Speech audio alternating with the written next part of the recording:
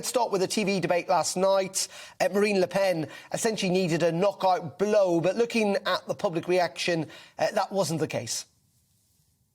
I think that's true, Darren. She definitely needed a knockout blow. She needed to come out being extremely aggressive, presenting a somewhat radical agenda to oppose Emmanuel Macron, and just to show some anger towards him and what she thinks he's doing to the country and all the way he's failing. What actually happened was pretty much the reverse. We got Emmanuel Macron being very snarly. A lot of people said he was very arrogant, certainly very rude to Madame Le Pen at times. And she was the one who was being polite and rather relaxed and putting forward some relatively reasonable policies about how she would sort out the cost of living crisis.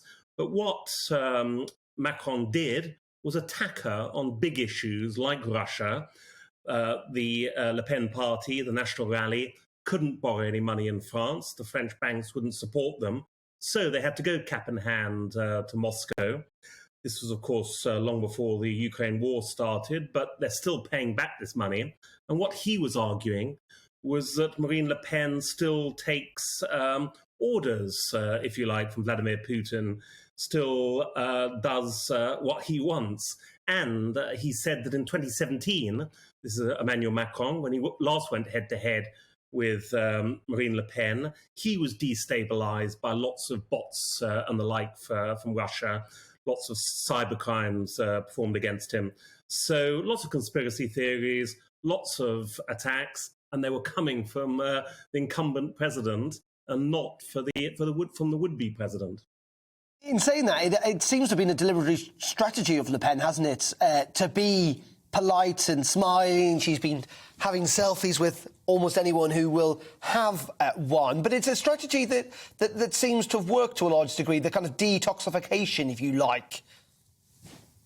Yeah, it's definitely worked. There's no doubt about that at all. I mean, what you always had in the past was a very vocal minority of people supporting the National Front, as was. Now, of course, it's called National Rally, but it is exactly the same party. And they could never really break into the middle ground. They could never capture the floating voters or conservative voters who would normally vote for the Gaullists here. They could never really get that vote. But what she has done in the last few years, as you say, has moderated her policies. She's tried to come over as a nicer, more gentle person. She's disowned her own dad, would you believe it? Jean-Marie Le Pen, he was the founder of the Front National back in 1972. He's now a convicted Holocaust denier, anti-Semite, somebody who says terrible things, really, about France's very, very large Muslim community. And she's tried to pull away from him.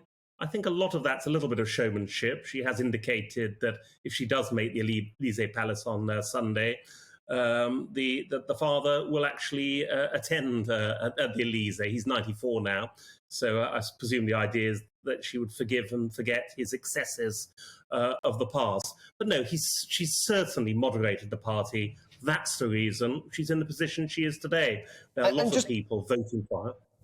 Just very finally, and quickly if you can, Peter, though the assumption is, and I say the assumption, you know, the betting odds, the polls, the people who look into this, that it is almost a certainty, though, that Macron will win. Not by as much as he did in 2017, but he will win.